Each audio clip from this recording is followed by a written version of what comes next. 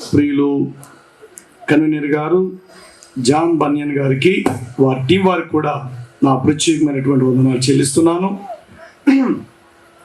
మిక్కిలి ప్రియమైన వారులారా, ఈ పగటి వేళ యొక్క క్లాసులో ప్రశ్నించండి, తమ గ్రంథములో నుండి చూపించమనండి అనేటువంటి అంశాన్ని ఈ దినకాలం మనం మాట్లాడబోతున్నాం. అలాగే ఈ భూమండలం మీద ఉద్భవించిన ప్రవక్తలు, మొదటి ప్రవక్త ఆదం మొదలుకొని చివరి ప్రవక్త అని ప్రజల చేత ఎన్నుకోబడినటువంటి చివరి ప్రవక్త వరకు దేవుడు ఏర్పరిచినటువంటి ప్రణాళిక ఎవరి పట్ల నెరవేర్చారు, వాస్తవానికి ప్రవక్తలో ఉండవలసిన లక్షణాలు ఎలాంటివి, అసలు ఆ ప్రవక్త అనబడినటువంటి వారిని ఎవరు ప్రవక్తగా తీర్చిదిద్దాలి అనేటువంటి విషయాలను ఈ దినకాలము మనము చర్చించబోతున్నాం. అలాగే బైబిల్ గ్రంథములో నుండి కూడా కొన్ని శ్రేష్టమైనటువంటి సంగతులను ఈ దినకాలము మనము వినబోతున్నాం. చిన్న ప్రార్థన చేసుకొని కార్యక్రమంలోకి వెళదాం. జీవాధిపతి అయిన మా యేసుక్రీస్తు ప్రభువా, ఆదరణకర్త, మీకు వందనాలు చెల్లిస్తున్నాం. గత పగళ్ళు రాత్రి తిరిగి రెండవ దినం పగల్లోకి మమ్మల్ని నడిపించారు, మీకు వందనాలు ప్రభువా. ఈ సమయంలో కొన్ని విలువైనటువంటి సంగతులను మేము నీ దైవ గ్రంథము, పరిశుద్ధ బైబిల్ గ్రంథములో నుండి, అలాగే ఖురాన్ షరీఫ్లో నుండి కొన్ని విషయాలను మేము వెతికి నాయన సత్య సంబంధమైనటువంటి మీ రుజువు మార్గం వైపు మేమందరము నడుచున్నట్లు మాకు సహాయం చేయము. న్యాయమైనదేదో విచారించి చూతము రండి, మేలైనదేదో మనంతట మనమే తెలుసుకొని విచారించి దానిలో నడుచుకుందము రండి అని మీ వాక్యములో సెలవిచ్చారు. మార్గములో నిలుచుడి, పురాతన మార్గముల గురించి విచారించుడి, మేలు కలిగే మార్గమేదో అది అడిగి తెలుసుకొని అందులో మీరు నడుచుకునుడి, అప్పుడు మీ ప్రాణములకు నెమ్మది కలుగునని సెలవిచ్చారు. దైవ గ్రంథములో ప్రభువా, నీ యొక్క పరిశుద్ధ బైబిల్ గ్రంథములో మీరు ఇచ్చిన వాక్కుల కొరకే వందనాలు. పగటి వేళ మాతో మాట్లాడు, నీ కృపా సహాయమును దయచి యేసు నామములో ప్రార్థించి వేడుకొనుచున్నాం తండ్రి, ఆమేన్.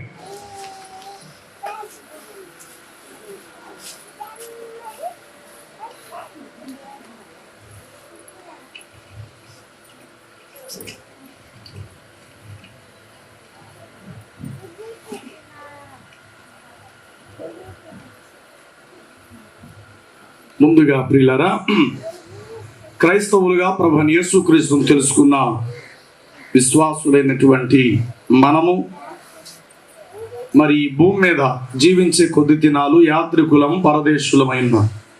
అయితే ఈ భూమి మీద జీవించే కొద్ది కాలంలో ప్రభువును గురించినటువంటి సత్య సువార్తను లోకానికి అందచేయటం అనేది ప్రతి క్రైస్తవునిపై ప్రభు మోపిన కాడి, భారము, బాధ్యతయునై ఉన్నది. ఇది ప్రతి వ్యక్తి కూడా చేయాలి. అలాగా క్రీస్తు ప్రభువుని గురించినటువంటి రక్షణ వార్తను లోకానికి అందించేటువంటి సమయంలో ఈ సృష్టికర్త అనబడిన నిజదేవునికి విరోధైనటువంటి శైతానుడు లోకంలో ఉన్నాడు. వాడు కూడా తాను గొప్పవాడిని చెప్పుకోవడానికి వాడు కూడా భూమి మీద ఉన్న దేవుని తాలూకా మనుషుల్నే కొంతమందిని వాడు వశపరుచుకొని తన మార్గంలో కొందరిని నడిపిస్తూ తమ దృష్టికి అది నిజము అన్నట్లుగా భ్రమపరుస్తూ వారి దృష్టికి న్యాయము అన్నట్లుగా వారిని నడిపించుకుంటూ వెళ్ళిపోతుంటాడు. అలాంటప్పుడు దేవుని పిల్లలకు, దేవుణ్ణి ఎరగని అపవాది మార్గములు నడిచే ఆ అపవాది సంబంధులకు నిత్యము ఈ భూమి మీద పోరాటం జరుగుతుంది. ఈ పోరాటంలో దేవుణ్ణి కలిగినటువంటి ప్రతి క్రైస్తవుడు కూడా పవిత్ర యుద్ధం, జిహాద్ చేయాలి. పవిత్ర యుద్ధం అనగా ఒక పాపిలో ఉన్న పాపాన్ని చంపాలి, ఆ పాపాన్ని కలిగి ఉన్న పాపిని పరిశుద్ధుడుగా చెయ్యాలి. ఇదే పవిత్ర యుద్ధం, జిహాద్. జిహాదు అంటే ఏదో ఈనాడు తాలిబాన్లు, ఉగ్రవాదులు మొదలగు వీరు బాంబులు వేసి చంపేస్తే జిహాద్ జిహాద్ పవిత్ర యుద్ధం అనేది వాస్తవానికి పవిత్ర యుద్ధం కాదు. పవిత్ర యుద్ధం అంటే నా మాటలోనే మంచి అర్థం ఉంది. పవిత్ర యుద్ధం రాజు రాజుతో, సైనికుడు సైనికుడితో, బలవంతుడు బలవంతుడితో, బలహీనుడు బలహీనుడితో పోరాడాలి. ఒక రాజు మీద 10 మంది రాజులు లేక 10 మంది సైనికులు బిరుచుకుపడి ఒకేసారి పోరాటం, అది అన్యాయం. ఆయుధము లేకుండా ఆయుధాలు గలవాడు ఆయుధము లేని వాడి మీద పడటం మంచిది కాదు. పవిత్ర యుద్ధం అంటే రాజు రాజుతో, సైనికుడు సైనికుడితో, మంత్రి మంత్రితో, బలహీనుడు బలహీనుడితో, బలవంతుడు బలవంతుడితో పోరాడాలి. ఇది భూసంబంధం, అది న్యాయం. అలాగే దైవ సంబంధమైనటువంటి విషయంలో పవిత్ర యుద్ధము అనగా దేవునికి విరోధమైన మార్గములో నడిచే ఒక పాపిని సృష్టికర్త అయినటువంటి దేవుని యొద్దకు నడిపించడానికి కృషి చేస్తూ ఆ వ్యక్తిలో ఉండేటువంటి పాపముతో యువతల వ్యక్తి పోరాడాలి. పోరాడి పోరాడి పోరాడి తుదుకు అవతల వ్యక్తిలో ఉన్నటువంటి పాపాన్ని అతనిలో నుండి ఛేదించాలి. ఆ పాపిని పరిశుద్ధ దేవుని సన్నిధానములో నిర్దోషిగా నిలవబెట్టాలి. అలాగ కృషి చేయటం కొరకే ప్రభువైన యేసుక్రీస్తు వారు ఈ లోకానికి వచ్చి మొట్టమొదట పవిత్ర యుద్ధం చేసింది అనంత సృష్టిలో యేసు ప్రభు ఒక్కరే. పవిత్ర యుద్ధం జిహాదు చేశాడు. ఆయన పాపిని చంపలేదు, కానీ పాపిలో ఉన్న పాపాన్ని, మరణాన్ని చంపాడు. ఆయన జయించాడు. ఆ మార్గాన్ని లేక ఆ యేసుని విశ్వసించే వారందరూ కూడా భూమి మీద ప్రతి ఒక్కరూ ఒక్కొక్క సైనికుడు అయి ఉన్నాడు. దేవునికి స్తోత్రం. ప్రతి వ్యక్తి కూడా క్రైస్తవ ఒక విశ్వాస ఏర్పడ ప్రతి ఒక్కరు కూడా ఒక్కొక్క సైనికుడు. ఆత్మ సంబంధమైన ఆయుధాలను ధరించుకొని ఈ లోకములో మనము పోరాడవలసిన వారమై ఉన్నాం. అయితే మనము పోరాడినది ఇహలోక సంబంధమైన మనుషులతోనూ లేకపోతే తోటి వ్యక్తులతో కాదు, కానీ ఆకాశ మండలమందున్న దురాత్మల సమూహముతో మనము పోరాడాలి. అందుకు సత్యం అనేటువంటి దట్టి, నీతి అనేటువంటి మైమరను మొదలగు ఆయుధాలను మనము ధరించుకోవాలని చెప్పి బైబిల్ చెప్తుంది. ఇప్పుడు ఆ యొక్క మార్గములో మనం నడుస్తూ ఉన్నప్పుడు ఖడ్గముతో పోరాడాలి. దైవవాక్యాన్ని మనము చెప్పేటప్పుడు అవతల దైవవాక్యము కాలేని దానినే దైవవాక్యముగా విశ్వసించేవారు తరచుగా మనకు ఎదురుపడుతూ ఉంటారు. అలాంటి వారు దైవాన్వేషణ కార్యక్రమం విషయానికి వచ్చేసరికి కొన్నిసార్లు మనల్ని ప్రశ్నించక తప్పదు. మనము కూడా అవతల వారిని ప్రశ్నించక తప్పదు. అలా ప్రశ్నించేటువంటి సమయంలో ఓటమి జయం అంటే ఓడిపోవటము జయం అనేటువంటిది లోకంలో సహజం. అలాంటి పరిస్థితులు ఎదురవుతున్నప్పుడు నిజ దేవుణ్ణి కలిగినటువంటి వ్యక్తి ఎప్పటికీ ఓడిపోడు. దేవునికి స్తోత్రం కలిగిన ఆస్తిలో నష్టం కలగచ్చు, అతనికి భార్య బిడ్డలను అతను కోల్పోవచ్చు, అతని బలం అతను ఒడిగిపోవచ్చు, అతను విడిచిపోవచ్చు. అంటే ఇహలోక సంబంధమైన అతను నష్టపోవచ్చేమో, కానీ అతడు కలిగినటువంటి దైవ సంబంధమైన నీతి, నిజాయితీ, పరిశుద్ధత, యథార్థత, నమ్మకత్వం అనే దాంట్లో అతడు ఎప్పటికీ ఓడిపోడు. వాటిని ఎప్పటికీ కూడా అతడు కలిగి ఉంటాడు. అలాగే ఇతరుల దగ్గర మనం ప్రశ్నించినప్పుడు, ఇతరులు మనల్ని ప్రశ్నించినప్పుడు వాస్తవమైనటువంటి రుజువును లోకానికి తెలియపరచవలసినటువంటి బాధ్యత, భారము మన మీద మోపబడి ఉన్నది.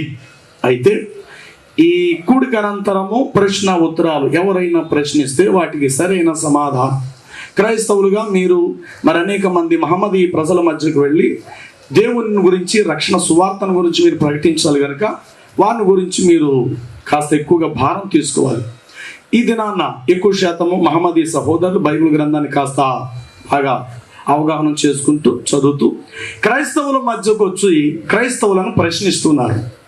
అలా క్రైస్తవులను ప్రశ్నించేటప్పుడు క్రైస్తవులు తిరిగి వారికి సమాధానం చెప్పవలసిన స్థితిలో లేకుండా మా పాస్టర్ గారిని అడిగి చెప్తామండి, మా పెద్దలను అడిగి చెప్తామండి, లేదా దీని గురించి కాస్త మేము ఆలోచిస్తామండి, మరి మేము ఎప్పుడు కూడా ఇలా అనుకోలేదండి, ఈ వచనానికి ఇది అర్థమన్న సంగతి మాకు ఇంతవరకు తెలియదండి, మరి మేము కాస్త టైం ఇవ్వండి అన్నటువంటి ధోరణిలో అనబడిన స్థితిలోనే మన వాళ్ళు ఉంటున్నారే తప్ప, అయ్యా మీరు అనుకున్నది పొరపాటు, దాని యొక్క పరమార్థం ఇది అని తిరిగి అవతల వారికి చెప్పలేనటువంటి అయోమయం కలిగినటువంటి స్థితిలో కొంతమంది క్రైస్తవులు ఉన్నారు. అలాంటి క్రైస్తవులను జ్ఞానోదయాన్ని కల్పించడం కొరకే ఏర్పాటు చేయబడినటువంటి ఈ కూడికలలో ఈ ప్రత్యేకమైనటువంటి క్లాసెస్ ఏర్పాటు చేయడం జరిగింది. ప్రియులారా, మరి యొక్క సమయంలో నేను ఒక ప్రశ్న వేస్తాను. ఇక్కడ చాలా వరకు మన ముస్లిం సహోదరులు ఉన్నారు కనుక మొదటి ప్రశ్న అదేమిటంటే, ఈ ప్రపంచంలో మొదటి ఆదాము మొదలుకొని ఆఖరి ప్రవక్త మహమ్మద్ గారు అని అంటున్నారు, ఆ ఆఖరి ప్రవక్త గారి వరకు ఎంతమంది ప్రవక్తలను దేవుడు ఈ భూమి మీదకి పంపించాడు? ఎవరైనా చెప్తారా? ఎంతమంది అండి? అమ్మ మీరు చెప్తారా? ఎంతమంది? 1,00,000 చెప్పాలి. 1,00,000. కొంతమంది ఏం చెప్తున్నారంటే 1,80,000 చెప్పండి. 84,000 మందిని పంపించారు. సరే, మంచిది, కూర్చోండి. అలాగా ఎవరైనా ప్రశ్నిస్తే మీరు అడిగినప్పుడు వారు ఇలా చెప్తే గనక అందుకు తిరిగి మీరు అలా ప్రశ్నించండి వారిని. ఏమనంటే, అయ్యా 1,84,000 మందిని పైగంబర్లు ప్రవక్తలను పంపించారంటున్నారు. వారి పేర్లు ఏమిటో మీరు చెప్తారా? చెప్పిన పేరు చెప్పకుండా వారి పేర్లు మీరు చెప్పగలుగుతారా అని ప్రశ్నించండి. లేదా ఆ ప్రవక్తల యొక్క వృత్తాంతం, జరిగిన చరిత్ర, జరిగిన సంఘటనలు, వారు ఎక్కడ పుట్టారు, ఎక్కడ పెరిగారు, ఎలా జీవించారు అనేటువంటి విషయాలు ఏమైనా మీరు కలిగి ఉన్నటువంటి తమ గ్రంథములో నుండి ఏమైనా చూపించగలుగుతారా అని తిరిగి మీరు ప్రశ్నించండి. ఇదే మాట నా దాకా వచ్చినప్పుడు నేను ఇదే మాట చెప్పాను. 1,84,000 మంది ప్రవక్తలు వచ్చారని మీరు చెప్తున్నారు, గ్యారెంటీ ఏమిటి? ఆధారం లేదు. అప్పుడు అది అప్రమాణమైంది. ప్రామాణికంగా అది ఎక్కడో ఒక చోట రాయబడి ఉంటే ఆ మాట నిజమని నమ్మచ్చు. వ్రాయబడి లేదు. అప్పుడు నేను అన్నాను 1,84,000 మంది అని మీరు అంటున్నారు. నోటి మాటికి నేను అంటాను 2,44,000 మంది అంటాను. నేను చూపించగలుగుతానా? కనుక ఇప్పుడు నీ మాట అబద్ధం అవుతుంది, నా మాట అబద్ధం. కనుక ప్రామాణికంగా ఇదిగో అని చెప్పి చూపించడానికి నీ దగ్గర ఆధారం ఉందా? ఉన్నదండి అన్నట్టు. ఎక్కడుందో చూపించు. ఖురాన్లో ఉన్నది ఏంటండి? ఖురాన్లో ఎక్కడుందో కూడా చూపించండి. లేదు, తిరిగి నేనే వారికి చూపించడం జరిగింది. ఖురాన్ గ్రంథ ప్రకారంగా 4,000 మందే పుట్టారు అని రాయబడింది. తల్లిగారు చెప్పారు కదా, అమ్మ క్యా నామ్ తుమారా, క్యా నామ్ జీ తుమారా, తుమారా ऊपर उठाओ.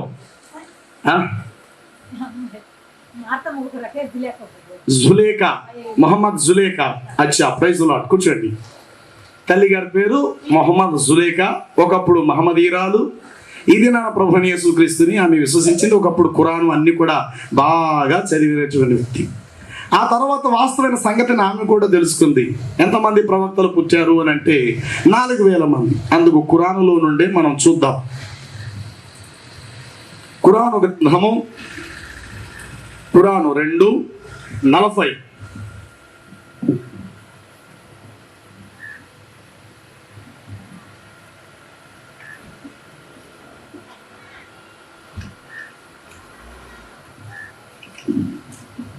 ఇశ్రాయేలీయులలో యాకోబు ప్రవక్త నుండి యేసుక్రీస్తు ప్రవక్త వరకు 4,000 మంది ప్రవక్తలు గడిచిరి. ఏమన్నది ఇక్కడ? ప్రవక్తలు గడిచిరి. చాలండి. ఖురాన్ చెప్తున్న మాట ఖురాను 2:40. మీరు రాసుకోండి రిఫరెన్స్. ఒకవేళ మీరు ఎప్పుడైనా చెప్పడానికి అవకాశం జరుగుతుంది. ఖురాన్ 2 అంటే ఖురాను 2వ అధ్యాయము 40వ ఆయతు అంటే వచనము అని అర్థం అన్నమాట. ఇక్కడ రాయబడింది ఇశ్రాయేలీలలో యాకూబ్ అనగా యాకోబు మొదలుకొని ఈసా అలైహిస్సలాం యేసుక్రీస్తు వరకు 4,000 మంది ప్రవక్తలు గడిచిరి అని వ్రాయబడినది. ఎంతమంది? ఇశ్రాయేలు అనబడిన యాకోబు మొదలుకొని యేసుక్రీస్తు వరకు 4,000 మంది ప్రవక్తలు గడిచిరిగినది. యాకోబునకు ముందు ఎవరున్నారు? ఇస్సాకు ఉన్నాడు, ఇష్మాయేలు ఉన్నాడు. వీళ్ళిద్దరికి తండ్రి అబ్రహాము ఉన్నాడు. అబ్రహాము తండ్రి తెరాహు ఉన్నాడు. ఆ మాటకు వస్తే ఆ తెరాహు కాస్త ముందుకు వెళితే వాళ్ళ కుటుంబంలో నాహోరు ఉన్నారు. అలా ముందుకు వెళితే నోవాహు ఉన్నాడు. నోవాహు యొక్క కుమారులు షేము, హాము, యాఫేతులు ఉన్నారు. నోవాహుకి కాస్త ముందుకు వెళితే హానోకు ఉన్నాడు. చెప్పండి, ఎవరున్నారు? హానోకు, మెతూషెలా ఉన్నారు. అలాగే కాస్త ముందుకు వెళితే హేబేలు ఉన్నాడు, కయ్యి ఉన్నాడు, షేతు ఉన్నాడు. ఇంకా ముందుకు వెళితే ఆదాము ఉన్నాడు. అంటే ఇక్కడ ఆదాము మొదలుకొని ఈ యాకోబు వరకు వ్రేళ్ల మీద లెక్కేసేయచ్చు. ఆదాము, కయ్యను, హేబేలు, హానోకు, మెతూషేల, అలా చెప్పుకుంటూ నోవాహు, షేము, హాము, యాఫేతు, తెరాహు, అబ్రహాం, ఇస్సాకు, ఇష్మాయేలు, యాకోబు. ఇంచుమించు ఒక 20 మంది, ఇప్పుడు ఒక 25 మంది అనుకుందాం. అంతకు ముందు యాకోబు నుండి పైకి ఎంతమంది అనుకుందాం? ఒక 25 మంది అనుకుందాం. అలాగే యాకోబు మొదలుకొని యేసుక్రీస్తు వరకు చెప్పండి ఎంతమంది? 4000 మంది. ఇప్పుడు వీళ్ళిద్దరిని కలుపుతా ఎంత అయింది? ఇప్పుడు 4025 మంది అనుకుందాం. యేసుక్రీస్తు తర్వాత వచ్చిన అంతిమ ప్రవక్త ఎవరు అని అంటే మన ముస్లిం సోదరులు చెప్తారు ప్రవక్త మహమ్మద్ గారు అని. చెప్పండి ఎవరంటండి? అంటే యేసుక్రీస్తు తర్వాత వచ్చినటువంటి అంతిమ ఆఖరి ప్రవక్త గారు మహమ్మద్ ప్రవక్త గారు, యేసుక్రీస్తు తర్వాత వచ్చినటువంటి వారు. అంటే ఇప్పుడు ఈయన 4000 ఒక ప్రవక్తతో మనం పోల్చుకోవచ్చు. 4000కి ముందు ఒక 25 మంది ప్రవక్తలను పోల్చుకోవచ్చు. మొదలకు వీళ్ళంటే వాళ్ళందరినీ కూడా చూస్తే ఎంతమంది లెక్క వచ్చారంటే 4026 ప్రవక్తలు వచ్చారు. అయితే మన వాళ్ళు అంటారు 1,00,000 చెప్పండి 1,80,4000 మంది ప్రవక్తలను దేవుడు ఈ భూమి మీద పంపించాడు అంటారు. అలా ప్రశ్నించేటువంటి వారికి తిరిగి నేను చెప్పబోయేటువంటి మంచి సమాధానం ఏమిటంటే 1,84,000 అన్నటువంటి వారిలో 1,00,000 మందిని తీసేద్దాం. ఇంకా 80 మంది ఉన్నారు. 80,000 మంది, 84,000 మందిలో ఒక 80,000 తీసేద్దాం. ఇంకెంతమంది ఉన్నారు? 4,000. అంటే 1,80,000 మంది ప్రవక్తలను పక్కన పెట్ట ఒకటి 4,000. ఈ 4,000 మంది ప్రవక్తల పేర్లు కనీసం చెప్పమనండి చూద్దాం.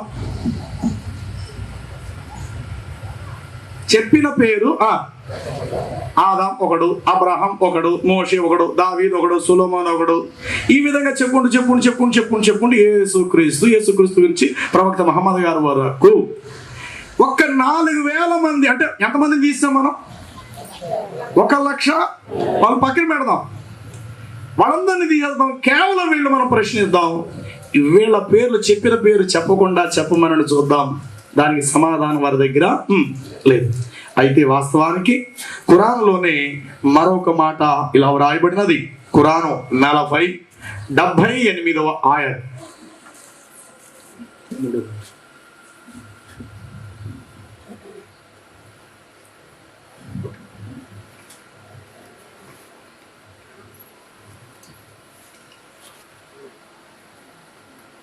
ఇందా మనం చదువుకున్నాం ఖురాన్లో ఏమన్నదంటే అక్కడ వ్రాయబడినది ఎంతమంది ప్రవక్తలు వచ్చిరి చెప్పాలి? ఎంతమంది?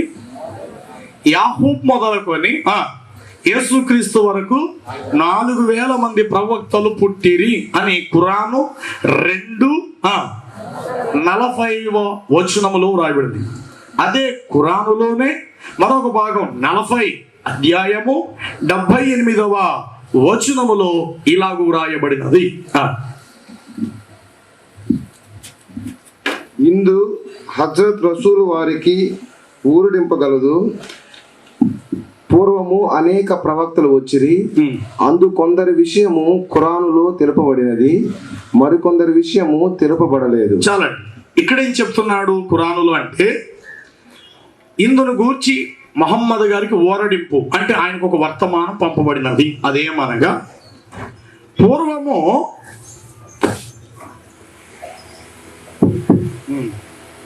అలా చదువునన్నమాట. పూర్వము ఇందు హజ్రత్ రసూలు వారికి ఓరడింపగలదు. పూర్వము అనేక ప్రవక్తలు గమనించండి. పూర్వము అనేక మంది ప్రవక్తలు వచ్చిరి, అందు కొందరి విషయము, అందులో వచ్చిన వారిలో అందులో కొందరి పేర్లు కొందరిని గురించి ఖురానులో తెలుపబడినది, మరికొందరి విషయము తెలుపబడలేదు. చాలండి. అంటే ఖురానులోనే తెలుపబడలేనిది నీకు నాకు ఎలా తెలుసు? ఇప్పుడు నేను చెప్పిన మాట మీకు అర్థమైందా? చెప్పాలి. అబ్రహామును గురించి బైబిలే చెప్పబోతే మనమేం చెప్తాం? అబ్రహాం అనబడిన ఒక ఆయన ఉన్నాడని, నోవాహు అనే ఒక ఆయన వాడ తయారు చేసిన సంగతి బైబిలే చెప్పబోతే నువ్వు నేను ఎవరు చెప్పడానికి? మనం ఈనాటి వాళ్ళం, బైబిల్ ఎప్పటిదో. అలాంటి బైబిల్లోనే లేని సంగతి మనం ఎలా చెప్పగలుగుతాం ఈరోజు? కనుక మన మాట చెల్లదు. అయితే ఖురాన్లో ఏం చెప్తాడంటే మహమ్మద్ గారికి వచ్చినటువంటి సందేశం వర్తమానం ఏమిటంటే, పూర్వము చాలా మంది ప్రవక్తలు వచ్చిరి. చూడండి, పూర్వం చాలా మంది ప్రవక్తలు వచ్చిరి. ఇందులో కొందరిని గూర్చి మాత్రమే ఖురానులో చెప్పబడినది. మరి కొందరు ప్రవక్తల గురించి చెప్పబడలేదంటే వాళ్ళు ఎందులో ఉన్నారు? వారి పుట్టుకేమిటి, వారి జీవితం ఏంటి, వారు ఎక్కడ పుట్టారు, వాళ్ళ బ్రతుకు ఎలా కొనసాగించారు, వారి మార్గాలు ఏమిటి, మరి అది మనకు తెలియాలంటే ఎలా? అప్పుడు దానికి ఆధారము లేదు. అయితే ఖురాన్ చెప్తుంది 4,000 మంది అని అక్షరార్థముగా చెప్తే మన సోదరులు అంటారు 1,84,000 మంది అంటారు. ఆధారం ఎక్కడది? అందుకు ఖురాన్లో ఉన్నదా మాట చూపించు అని మీరు ప్రశ్నించండి. దానికి సరైన ఆధారం లేదు. కానీ ఖురాన్లో మంచి ఆధారం ఉంది. 4,000 మంది ప్రవక్తలు గడిచిరి. యాకూబ్ మొదలుకొని యేసుక్రీస్తు వరకు 4,000 మంది ప్రవక్తలు పుట్టిరని చెప్తుంది.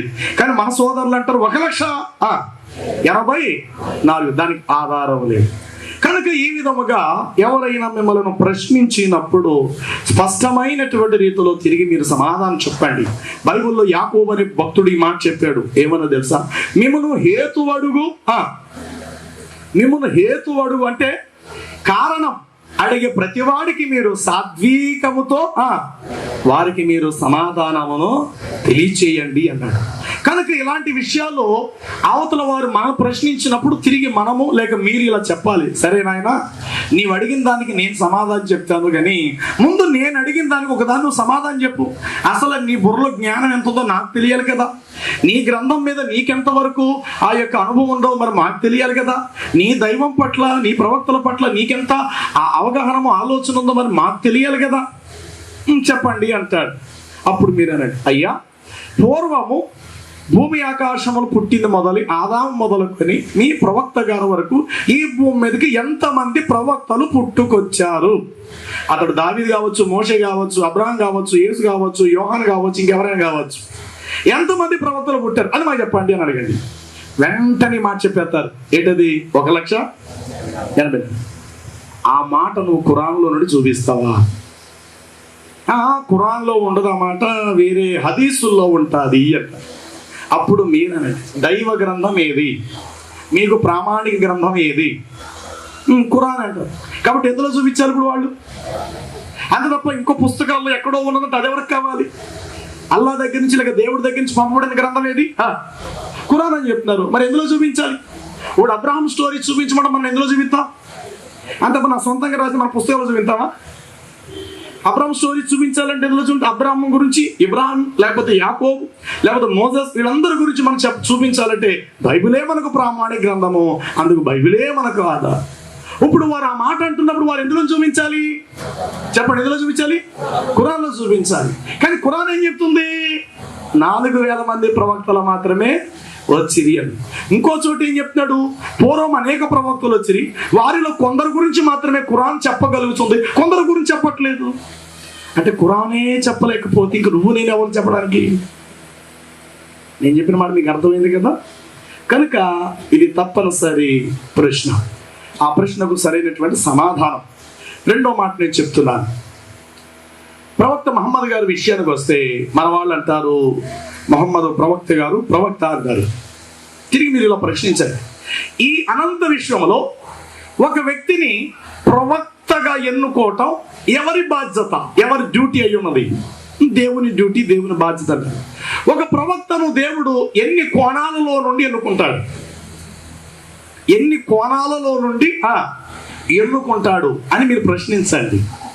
అప్పుడు వాళ్ళు అంటారు దాందే ఉంది, అల్లా ఎన్నేసుకుంటే సరిపోదు, భగవంతుడు ఎన్నుకుంటే సరిపోద్ది అంటారు. అప్పుడు మీరు చెప్పండి, ఈ ప్రపంచంలో ఒక ప్రవక్తను దేవుడు 3 రకాలుగా ఎన్నుకుంటాడు. మీరు రాసుకోండి విషయం, 3 కోణాలలో 3 రకాలుగా ఎన్నుకుంటాడు. ఇది పాత అంటే సృష్టి ఉత్పత్తి ఆదాము మొదలుకొని యేసుక్రీస్తు వరకు కూడా అదే విధముగా కొనసాగుతూ వచ్చింది. 3 రకాలుగా దేవుడు ఎన్నుకుంటాడు ఒక ప్రవక్తను. మొదటిగా ఒక మనుషుణ్ణి దేవుడే స్వయంగా పేరు పెట్టి పిలుస్తాడు. దేవుడే స్వయంగా పేరు పెట్టి పిలిచి, ఓ మనుషుడా, ఈ రోజు నుండి నేను నిన్ను ఎన్నుకున్నాను, నువ్వు నా సేవకుడు, నేను నిన్ను జనములకు ప్రవక్తగా చేశాను, నువ్వు నా మార్గములో నడు. అనేసి స్వయంగా ఆకాశము నుండి తన దివ్యమైనటువంటి వాక్కును అందింపచేసి ఆ మనుషుని ప్రవక్తగా ఎన్నుకోవటం అనేది దేవుని బాధ్యత. అలా ఎన్నుకున్నాడు ప్రవక్త మోషేను, అలా ఎన్నుకున్నాడు ప్రవక్త అబ్రాహామును. కల్దీల దేశంలో ఉన్నప్పుడు మహిమగల దేవుడు అబ్రాహామునకు ప్రత్యక్షమై, అబ్రాహామా నీవు లేచి నీ తండ్రి ఇంటి నుండి నీ స్వజనుల నుండి నువ్వు బయటికి రాన్నాడు. ఇది దేవుని పిలుపు. దేవుడే స్వయంగా తన స్వరమును పెట్టి కొందరిని ఎన్నుకుంటాడు. ఇది ఒక లైను. రెండవదిగా దేవుడు తన యుద్ధ నుండి జిబ్రాయేల్ అంటే దూతలను పంపిస్తాడు. దూతలు పంపించి, ఓ స్త్రీ, నీకు పుట్టబోయేటువంటి శిశువును దేవుడు ఎన్నుకుంటాడు, అతన్ని జనములకు ప్రవక్తగా చేస్తాడు కనుక నువ్వు ద్రాక్షారసమైనను మద్యమునైనను నీవు సేవింపరాదు, పుచ్చుకొనరాదు. నీ కడుపున ఒక బిడ్డ పుడతాడు, అతని తల మీద నువ్వు మంగళకత్తి వేయకూడదు. అతడు ఫిలిస్తీయుల చేతుల్లో నుండి ఇశ్రాయేలీలను విడిపిస్తాడు అని చెప్పి మానోహ భార్య అయిన సంసోను యొక్క తల్లితో దేవదూత వచ్చి చెప్పడం జరిగింది. అంటే సంసోను ప్రవక్తను ఎన్నుకున్నట్లు కొందరు ఎన్నుకుంటాడు. గిద్యోనును, సంసోనును, యెఫ్తానును ఇలాగ ఎన్నుకున్నట్లుగానే యోహాను కూడా ఎన్నుకున్నాడు. యోహాను ఎలా ఎన్నుకున్నాడు? తన తండ్రి జకరియా దేవాలయంలో మరి యాజకత్వం చేస్తూ ఉన్నప్పుడు, జకరియా, దేవుడు నిన్ను జ్ఞాపకం చేసుకున్నాడు, ఇదిగో నీ భార్య అయినటువంటి గొడ్రాలైనటువంటి ఎలిజబెతు నీకు ఒక కుమారుణ్ణి కంటాది. అంటే నీకు ఒక కుమారుడు పుడతాడు, అతన్ని ప్రవక్తగా దేవుడు ఎన్నుకుంటున్నాడు అనేటువంటిది రెండవ మాటలో ఎవరి చేత ఏర్పరచుకుంటాడు, స్థిరపరుస్తాడు ఆ మాటని అంటే దూత ద్వారా. ఒకటి దేవుడే స్వయంగా పిలుస్తాడు, రెండోది దూతను పంపిస్తాడు, మూడోది ప్రవక్త దగ్గరికి పంపిస్తాడు. తిప్షీయుడైనటువంటి ఏలియాను ఎలీషా దగ్గరికి పంపించి, నిన్ను దేవుడు ప్రవక్తగా ఎన్నుకుంటున్నాడు, నీ 12 అరకలను దున్నుచున్న ఎడ్లను, నీ భూమిని, నీ తల్లి తండ్రులు విడిచిపెట్టి నన్ను వెంబడించును అని ఏలియా వెళ్ళి ఎలీషా తల మీద తైలమును పంపి అతన్ని ఏం చేశారట, అభిషేకించాడు. అంటే ఒక ప్రవక్తని ఎన్నుకుంటాడు, దేవుని దూత ఒక ప్రవక్తని ఎన్నుకుంటాడు, అలాగే దేవుడే ఒక ప్రవక్తను ఎన్నుకుంటాడు. అయితే ఈ మూడిట్లను దాటి వేరే విధముగా ఎన్నుకోబడితే అతడు ప్రవక్త కాడు. బాగా వినాలి మనం. ఈ 3 రూట్స్ లేకపోతే ఈ 3 లైన్లను తప్పించి వేరే యొక్క మార్గములో ఎన్నుకోబడితే అతడు ప్రవక్త కాడు. ఆ మాటకు వస్తే ప్రవక్త గారు అని పేరుగాంచిన మహమ్మద్ గారు ఈ మూడిట్లో ఏ కోవకు చెందిన ఆయన, ఏ విధముగా ఆయన ఎన్నుకోబడ్డారు? స్వయంగా ఆకాశము నుండి దేవుడు ఆయన పిలిచాడా, నేను ప్రవక్తగా ఎన్నుకుంటున్నాను? కాదు. పోనీ ఒక ప్రవక్త వెళ్ళి, ఓ మహమ్మదు, నిన్ను దేవుడు ప్రవక్తగా ఎన్నుకున్నాడు, ఇదిగో నీ మీద తైలం పోస్తున్నాను, నిన్ను అభిషేకిస్తున్నాను, పోనీ ఆ విధంగా ఎన్నుకున్నాడా? కాదు. మూడవది, ఒక దూతే స్వయంగా వెళ్ళి నిన్ను దేవుడు ప్రవక్తగా ఎన్నుకున్నాడు అని చెప్పాడంటే ఈ 3 కాదు. అయితే మహమ్మద్ గారి యొక్క జీవిత చరిత్రలో చూస్తే అక్కడ వ్రాయబడినది ఆయన ప్రవక్తగా ఏ విధంగా ఎన్నుకోబడ్డారంటే, అతని యొక్క చిన్నాననబడినటువంటి ఆయనతో సిరియా దేశానికి తాను తరచుగా ప్రయాణం చేసుకుంటూ వెళుతున్నటువంటి దినాలలో ఆయన ప్రయాణం చేస్తూ ఉంటుండగా సిరియా అనేటువంటి ప్రదేశానికి రావటం జరిగింది. ఆ సిరియా అనేటువంటి ప్రదేశానికి వచ్చినప్పుడు అక్కడ కొంతమంది వ్యాపారం చేయడానికి ఈయన వెళ్ళినప్పుడు దారి మధ్యలో ఒక మనుషుడు మొహమ్మద్ గారిని ప్రవక్త అన్నాడు. ఆ వ్యక్తి ఎవరు? పోనీ అవతల వ్యక్తి అయిన ప్రవక్త అంటే కాదు. అతని గురించి వ్రాయబడినది అతడు ఒక సన్యాసి అని చెప్పి ఈ యొక్క జీవిత చరిత్ర గ్రంథంలో చూస్తే ఇక్కడ స్పష్టమైనటువంటి రీతిలో వ్రాయబడినది.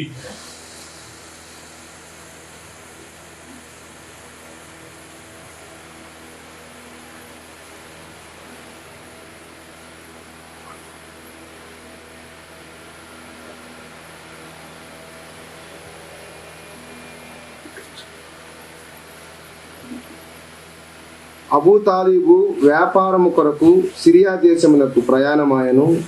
మహమ్మద్ వారును వారి వెంట ప్రయాణమైరి. అప్పుడు వారికి 12 సంవత్సరముల వయస్సు. బాగా వినండి, 12 సంవత్సరాల వయసు. వారు ప్రయాణ మార్గమున బుస్రా అను గ్రామమున బుస్రా అనే గ్రామమున నిలిచిరి. అచ్చట బుహైరా అను, బాగా గమనించండి, బుహైరా అను క్రైస్తవ విద్వాంసుడు మహమ్మద్ వారిని చూచెను. తౌరాతు, ఇంజీలు అను గ్రంథములలో రాబో ఆఖరు ప్రవక్తను గూర్చి ఉండిన గుర్తులు మహమ్మద్ వారి యందు కనిపెట్టి, అబ్బా ఇతడే రాబో ప్రవక్త అని నిశ్చయించి నిశ్చయించేసాడు. అతడు అబూ తాలిబుతో ఇట్లు చెప్పాను, మీరీ బాలకుని జాగ్రత్తగా కాపాడవలను. అతని వలన లోకమునకు చాలా మేలు కలగవలసి ఉన్నది. అచ్చటి నుండి మరలి మహమ్మద్ వారు మక్కా పట్టణమునకు వచ్చింది. చాలండి, ఇక్కడ రాయబడిన విషయాన్ని విపులంగా నేను చెప్తాను, వినండి. ఆ రోజుల్లో ఈ రోమన్ క్యాథోలిక్ సంఘాలు చాలా విస్తారంగా ఉండేవి. సిరియాకు ప్రయాణం చేస్తున్నప్పుడు అబీ తాలిబ్ తనతో పాటు 12 సంవత్సరాల వయసు కలిగినటువంటి అహ్మద్ గారు ప్రయాణం చేస్తూ సిరియాలో బుస్రా అనే ఒక గ్రామంలో నిలిచిరి. అచ్చట క్రైస్తవ విద్వాంసుడు అని రాయబడింది.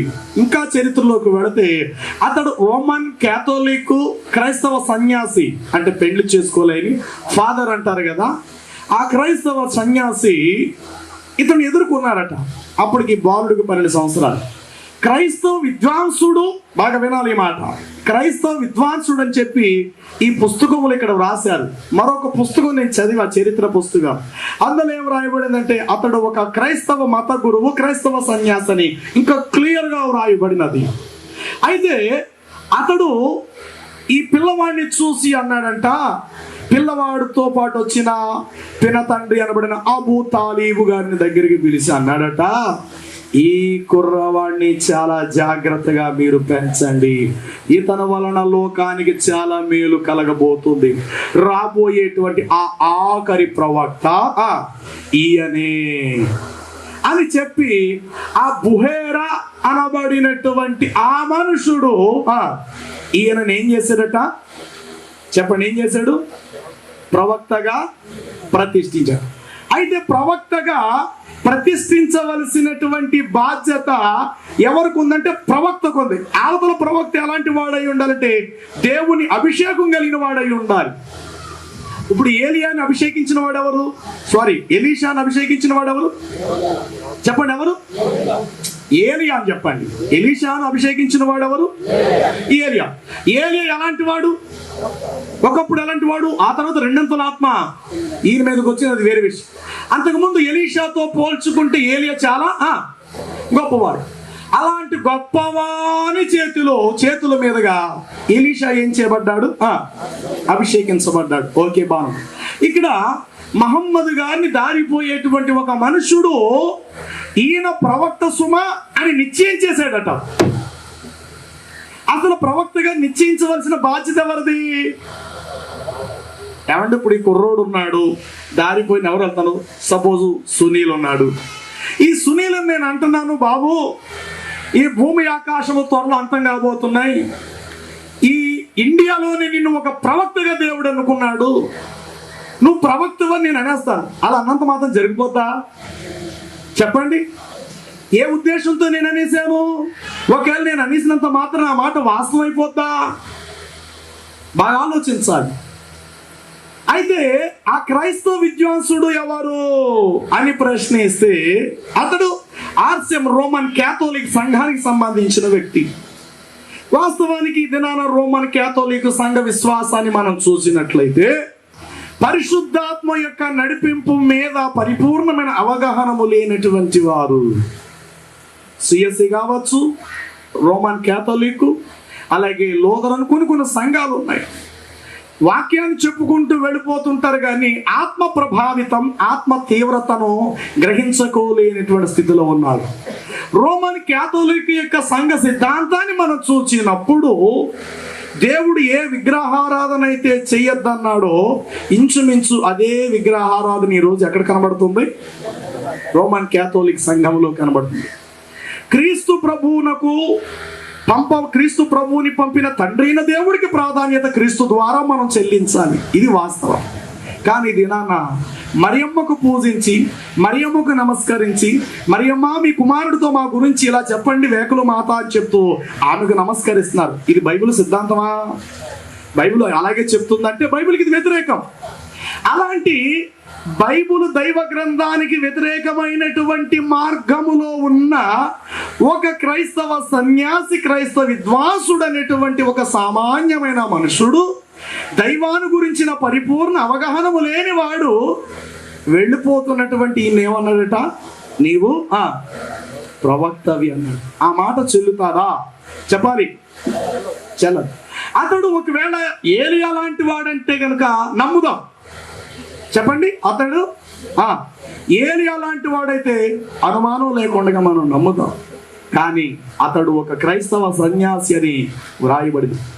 ఈ విధముగా మహమ్మద్ గారి యొక్క ప్రవక్త తత్వానికి ఎన్నుకోబడటానికి ఈ విధమైన కారణంగా ఎన్నుకోబడ్డారు. కానీ బైబిల్లో మీరు ఏ ప్రవక్తనైనా మీరు చూడండి, మూడు విధాలుగా ఎన్నుకోబడుతూ వచ్చారు. ఒకటి స్వయంగా దేవుని స్వరం పెట్టి పిలువబడ్డారు. రెండవది దూతను పంపించి ఎన్నుకోబడ్డారు.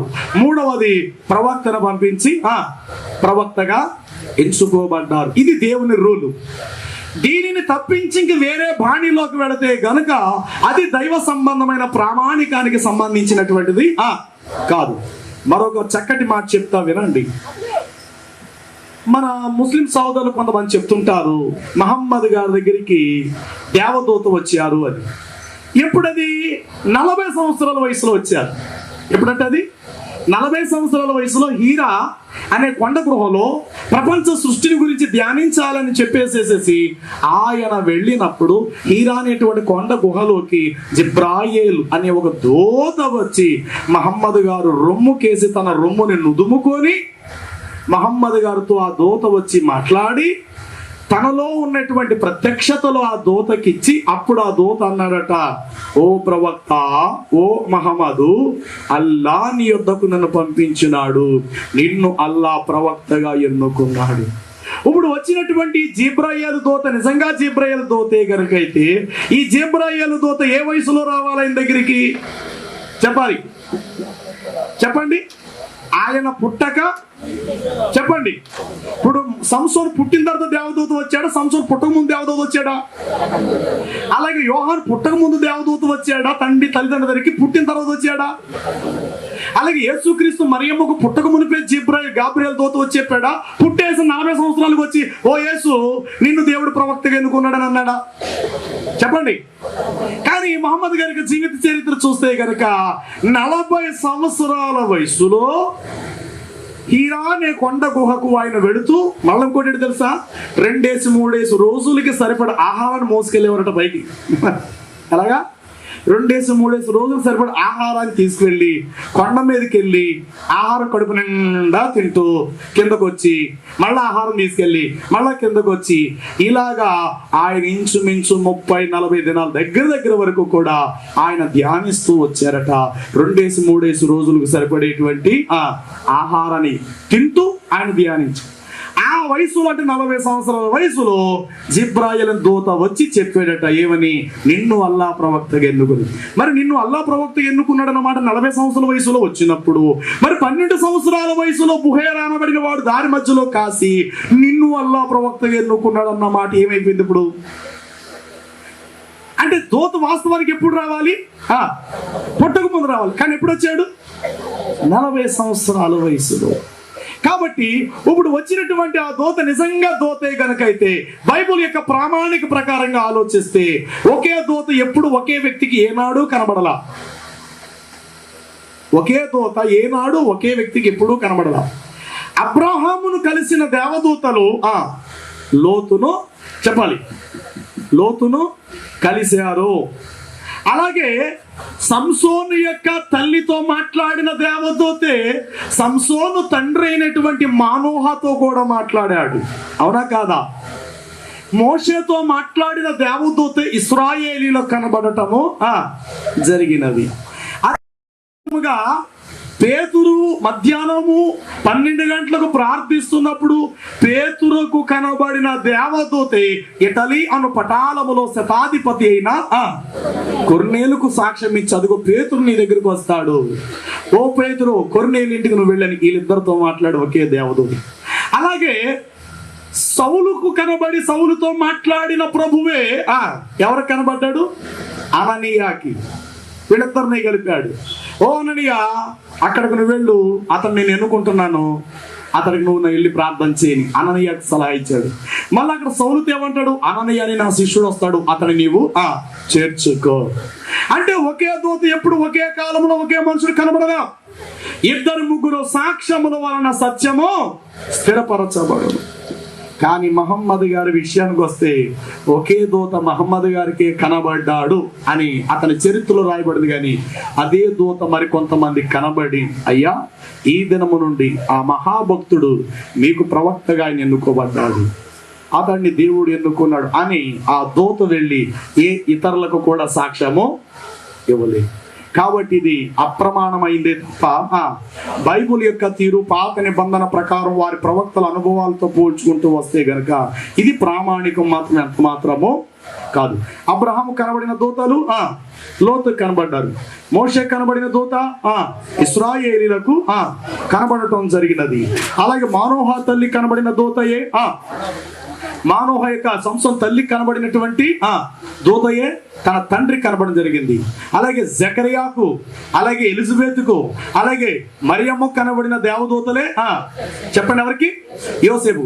జ్ఞానులకు కనబడిన దేవదూతయే గొర్రెలు కాపరి. అంత తప్ప ఒకరితో మాట్లాడి ఎప్పుడు ముగించాల ఏ దేవదూత కూడా.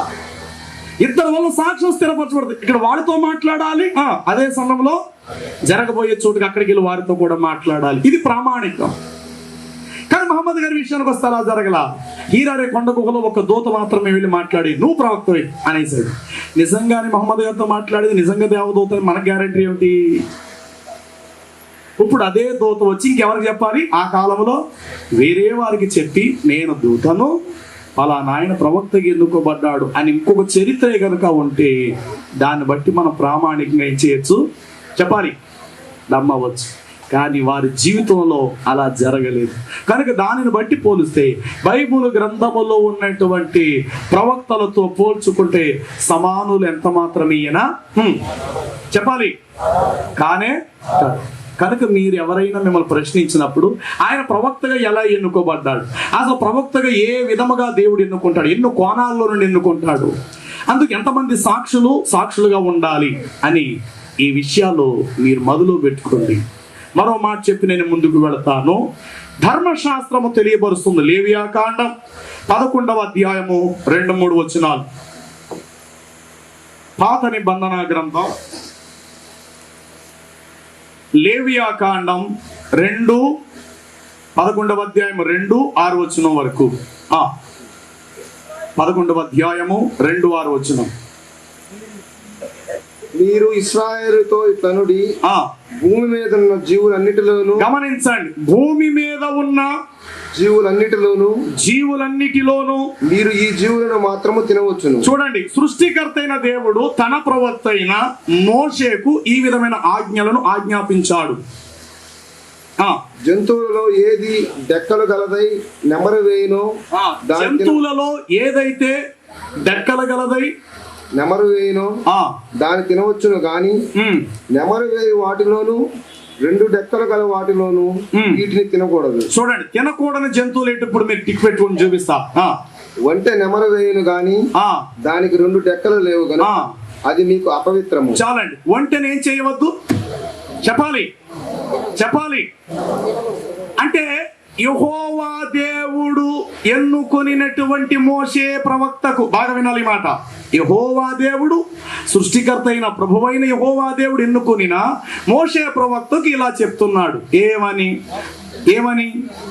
మీరు ఒంటె మాంసము, ఒకవేళ ఇప్పుడు ఒంటె మాంసం తిన్నారనుకోండి, ఒక సపోజ్ మోషే తిన్నాడు అనుకోండి, మోషే ఇప్పుడు దేవుని నిబంధనలో ఉన్నవాడా, నిబంధనలో లేనివాడా?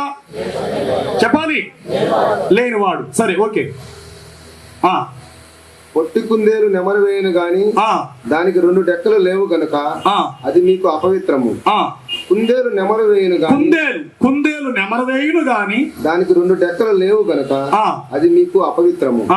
పంది విడిగా నుండు. చాలండి, కుందేలు తినవద్దు, తర్వాత ఒంటెను తినవద్దు, ఇది ధర్మశాస్త్రపు రూలు. అవన్నీ కూడా మీకు హేయములు. చెప్పండి ఏంటట? అవి మీకు హేయములు. ఇప్పుడు వాటిని తిన్న వారిని మనం ప్రవక్త అన్నామా? చెప్పాలి. వాటిని తింటే మనం ఏమన్నాం అట్టి వారిని? అంటే బైబిల్ గ్రంథములు యెహోవా దేవుడిని ఫాలో అవుతున్నాడని అన్నామా? ఫాలో అవట్లేదు అన్నామా? చెప్పాలి. రండి, ఇప్పుడు మహమ్మద్ ప్రవక్త గారి యొక్క జీవిత చరిత్ర గ్రంథములో చూస్తే మహమ్మద్ గారు భుజించు ఆహారముల గురించి ఇక్కడ వ్రాయబడినది. పైగంబుల వారు సాధారణమైన భోజనం భుజించుచుండిరి. చూడండి, సాధారణమైన అంటే చాలా చీపు, చాలా సాధారణమైన భోజనము మాత్రమే వారు భుజించుచుండిరి. వారు తమ శరీర సౌఖ్యములను పాటింపక, ఎక్కువ శాతము తమ శరీర సౌఖ్యములను ఎక్కువగా పాటించక ప్రజల సౌఖ్యములను చూచుచుండిరి. మంచిది. ఆయన పులుసు, ఆయన తినే పదార్థాలట ఒకటి పులుసు, రెండవది తేనె, హల్వా, హల్వా, ఆలివ్ నూనె, ఒలివ నూనె, గుమ్మడికాయలు మహమ్మద్ వారికి చాలా ఇష్టమైనవి, బాగా ఇష్టమైనవి. నెయ్యి, పన్నీరు, పన్నీరు, ఖర్జూరపు కలుపు చేసే వంటకములందు వారికి చాలా ఇష్టం, ఇంకా బాగా ఇష్టం. మాంసములో చూడండి, మాంసములలో ఒంటె, పొట్టేళ్ళు, మేక, గొర్రె, కుందేలు, కోడి, పూరేళ్ళు, చేప, మాంసములను పైగంబరుల వారు పూజించి ఉన్నారు. చాలండి. ఇవ్వండి సాధారణమైన భోజనాలు. పాపం చెప్పండి, ఏ భోజనాలు అంటే? వారు శరీర సౌఖ్యమునకు ఎక్కువగా ప్రాధాన్యత ఇయ్యక ప్రజల సౌఖ్యమునకే వారు ప్రాధాన్యత ఇచ్చుచుండిరి. వారు తినే పదార్థాలు చాలా తక్కువ. ఏమిటా చాలా తక్కువ అనంటే ఇంత లిస్ట్ ఇచ్చుకొచ్చారు. ఇవి మాత్రమే పైగంబర్ల వారికి ఇష్టం. ఏమిటి ఇష్టము? చదువునైనా అక్కడ మాంసములలో ఏమిటట? ఒంటె, పొట్టేలు, రెండోది పొట్టేళ్ళు, మేక, గొర్రె, కుందేలు, కోడి, పూరేడు పెట్టలు, ఇంకా చేప మాంసాహారములు పైగంబరుల వారు సాధారణంగా వాటిని మాత్రమే భుజించుచుండిరి. ధర్మశాస్త్రములు ఏమి రాయబడినది? ధర్మశాస్త్రము ఒక ప్రవక్త ఉన్నాడు, ఆయన పేరు మోషే. ఆ మోషే అనే ప్రవక్తకు సృష్టికర్త అయిన యెహోవా దేవుడు చెప్పాడు ఏమని? నా మార్గములో నడుచువారు వీటిని తినవద్దు అన్నాడు. ఏమిటి తినవద్దు? అక్కడ లిస్ట్ ఇచ్చేశాడు దేవుడు. ఏమిటి తినకూడదట? ఒంటె, చిన్న కుందేలు, చెప్పండి, దాని పై వచ్చిన చెప్పొచ్చాడు. ఒంటెయు, చిన్న కుందేలు మొదలగు ఒంటి నెమరవేయును, దానికి 2 డెక్కలు లేవు గనుక అంటే ఒంటె తింటే ఆ ఒంటె నీకు ఏమిటి? అపవిత్రమని యెహోవా దేవుడు బైబిల్ గ్రంథంలో చెప్పాడు కదా. మరి వీరు పూజించింది ఏమిటి చెప్పాలి. కాబట్టి ఇప్పుడు ఈయన ఎవరితో పోల్చుదాం? బైబిల్ గ్రంథములో యెహోవా దేవుడిని కలిగి ఉన్న ప్రవక్తలతో పోలుద్దామా? సమభాగస్తులు అవుతారా?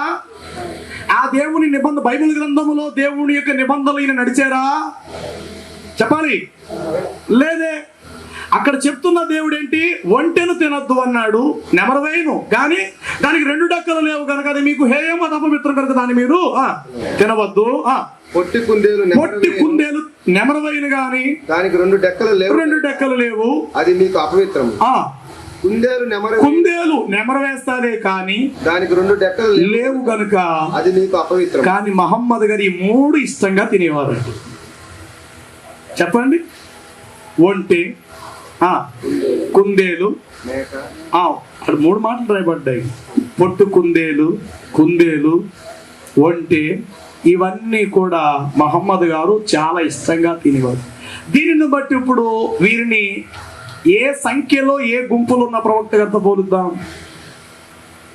ఇప్పుడు యెహోవా దేవుడు అల్లా ఇద్దరు ఒకటే అయితే గనుక, నిజంగా ఆయనే గనుక అయితే మరి ఈ మార్గంలో నడిచినప్పుడు ఆయన ఎందుకు జ్ఞానోదయాన్ని కలిగి చేయలేదు?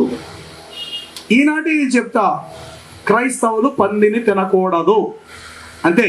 క్రొత్త నిబంధనలో ప్రార్థన చేసుకుంటే మీరు తినేచ్చు, అది మీకు పెద్దంత అపవిత్రమేమి కూడా కాదు అని అన్నప్పటికీ కూడా అది మీకు హేయము. ఇది వాస్తవ సంగతి. ఆ మాటకు వస్తే సృష్టికర్త అయిన పరిశుద్ధమైన నిజదేవుడైనటువంటి యెహోవా దేవుడు తన దివ్య గ్రంథం అనబడిన పరిశుద్ధ బైబిల్ గ్రంథంలో తనను నమ్మే విశ్వాసులకు ప్రవక్తలు ఇలా నడుచుకోవాలని ముందుగా తెలియపరిచాడు. వారు తినవలసినవి తినకూడని వాటిని తెలియపరిచాడు. కుందేలు తినద్దు అన్నాడు, పొట్టు కుందేలు తినద్దు అన్నాడు, ఒంటె మాంసము తినద్దు అన్నాడు. కానీ ఈనాడు మన ముస్లిం సహోదరులందరూ వంటి మాంసం తింటారు, కుందేలు తింటారు. ఇవన్నీ కూడా ఒకప్పుడు ఎవరు తిన్నారట? మహమ్మద్ ప్రవక్త గారు. కాబట్టి ఇప్పుడు ఆయన ఎవరితో పోలుద్దారు? బైబిల్లో ఉన్న ప్రవక్తలతో పోల్దామా? బైబిల్లో ఉన్న ప్రవక్తలు అయితే దావీదు మొదలగు వీళ్ళైతే వారు తినలేదు. ఎందుకని? వారికి తెలుసు ధర్మశాస్త్రం యొక్క నీతి తెలుసు. వారికి మోషే ప్రవక్త వారికి ఇచ్చిన ధర్మశాస్త్రపు విధి వారికి తెలుసు. కనుక వారు ఏది తినాలో అదే తింటారు తప్ప తినకూడని వాటిని వారు కానీ వీరి దాకా వచ్చేసరికి మీరేం తింటూ వచ్చారట? చెప్పండి, ఏం తిన్నారట? ఒంటె, కుందేళ్ళు, ఇవి వారికి చాలా ఇష్టంగా వారు తినుచుండిరి అని చెప్పి రాయబడింది. కాబట్టి బైబిల్ గ్రంథములో నిషేధించబడిన వాటిని చెప్పాలి మహమ్మద్ గారు ఇష్టపూర్వకంగా తిన్నారు. అంటే బైబిల్ ఏదైతే నిషేధించింది ఇది తినకూడదు, ఇది రూల్ నేను పెడుతున్నా, నేనే సృష్టికర్త దేవుడిని, నేను చెప్తున్నా ఇవి తినద్దు మీరు అంతే అన్నాడు. కానీ వీరు తిన్నారు. అంటే అలా తినగల మనసు ఈయనకు ఉన్నదంటే వీళ్ళు లేని మనసు ఏంటంటే దైవ సంబంధమైనది వీళ్ళు లేదు. దాన్ని బట్టి మనం ఆలోచించవలసిన విషయం ఏంటంటే బైబిల్ గ్రంథంలో ఉన్న ప్రవక్తలు వేరు, చెప్పండి, వారు నడిచిన విధానం వేరు, వీరు నడిచిన విధానము వేరు.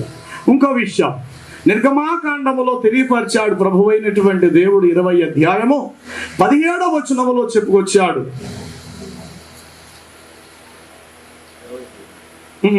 ఒకడు తన సహోదరిని అనగా తన తండ్రి కుమార్తెనే గాని తన తల్లి కుమార్తెనే గాని చేర్చుకొని ఆమె దిశములను వాడును. నిర్గమాకాండము 20వ అధ్యాయము 17వ వచనం. నీ పొరుగువాని ఇల్లు ఆశింపకూడదు, నీ పొరుగువాని భార్యనైనను చాలండి, నీ పొరుగువాని భార్యను ఏం చేయవద్దు. ఇది ఎవరు రూలు? సృష్టికర్త అయిన దేవుడు పెట్టిన రూలు, ధర్మశాస్త్రపు రూలు కదా. ఇప్పుడు దాన్ని అనుసరిస్తేనే వారు ఏమైనట్లు? చెప్పండి, ఏమైనట్లు? దైవ సంబంధమైన ప్రవక్తలు అవుతారు. కానీ ఒక దినాన మహమ్మద్ గారి విషయానికి వస్తే ఆయన జీవిత చరిత్రలో ఇలా రాయబడింది. ఒక కుటుంబం దగ్గరికి వెళ్ళి ఇస్లాం గురించి బోధించారు. భార్యాభర్తలు ఇద్దరు కూడా ఇస్లాంను విశ్వసించారు.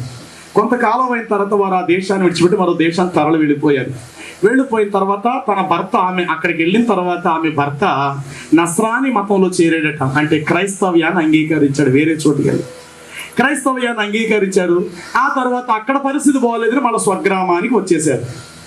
వారు స్వగ్రామానికి రావడం తర్వాత వారు వచ్చారన్న సంగతి మహమ్మద్ గారు తెలిసి వారింటికి వెళ్తాడు. ఆ భార్య భర్తలు ఇద్దరిని కలుసుకుందామని వెళ్ళేసరికి ఇంట్లో భర్త లేడు, భార్య మాత్రం ఉంది. అప్పుడు ఆమెతో అంటాడు, నీ భర్త ఏడి అన్నాడు. నీ భర్త నస్రానీ మతంలోకి వెళ్ళాడట కదా. అవును. మరి నస్రానీ మతములోనికి నీ భర్త వెళితే ఇంక నువ్వెందుకు నీ భర్త దగ్గర, నాతో వచ్చేసే అని చెప్పి ఆమెను లేపుకొచ్చి పెళ్లి చేసేసుకున్నాడు. ఈయన చదువుతారు ఈ మాట. బీబీ ఉమేహా బీబీ గారి పేరు రమ్లా. వారి తండ్రి ఖురైషులకు నాయకుడగు అబీసుఫ్యాను. వారి తల్లి పేరు సఫియా బినై అబీలాసు. వారి వివాహం మొట్టమొదట ఉబైదుల్లాహ్ బిన్ జహీషుతో నాయను.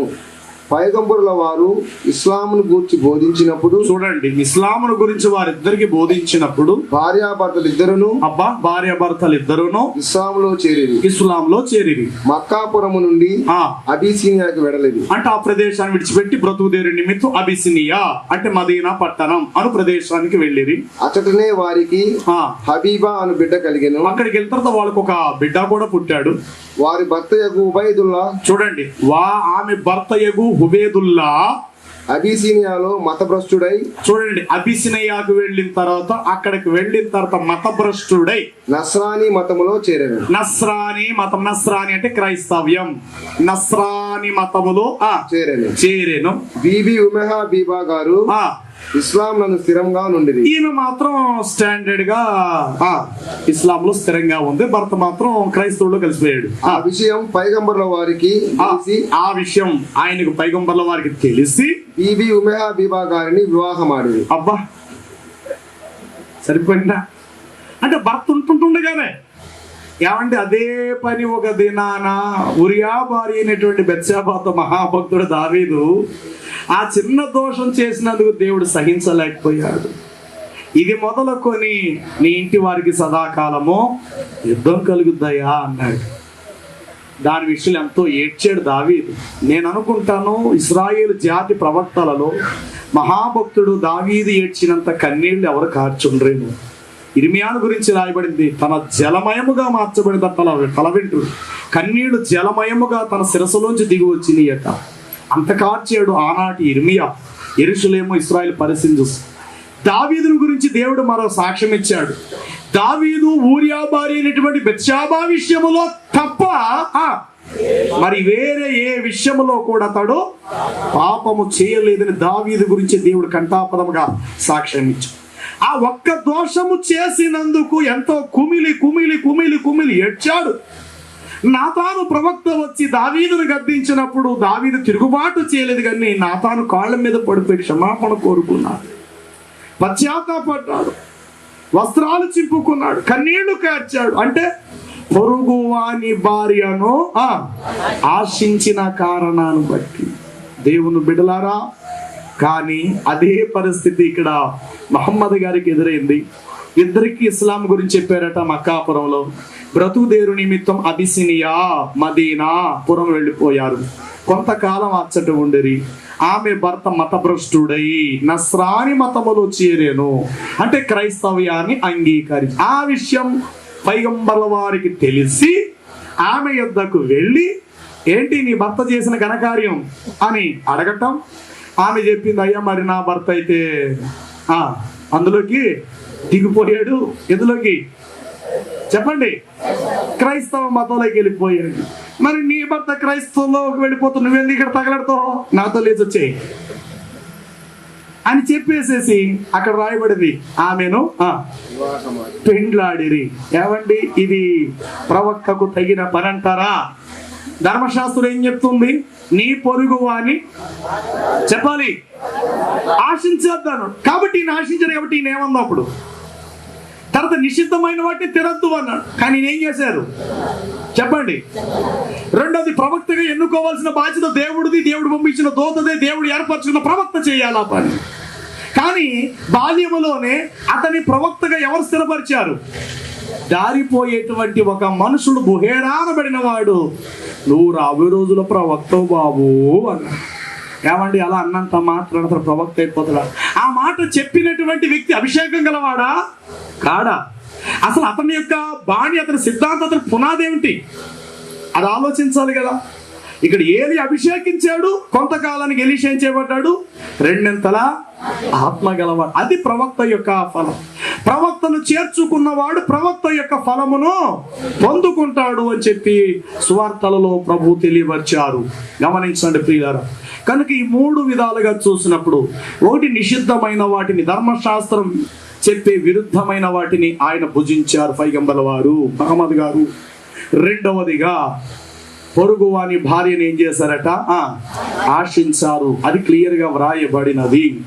మూడో విషయానికి వస్తే, ప్రవక్తగా ఎన్నుకోవలసినటువంటి బాధ్యత దేవుడిదే తప్ప దారిపోయే ఒక సన్యాసిది కాదు.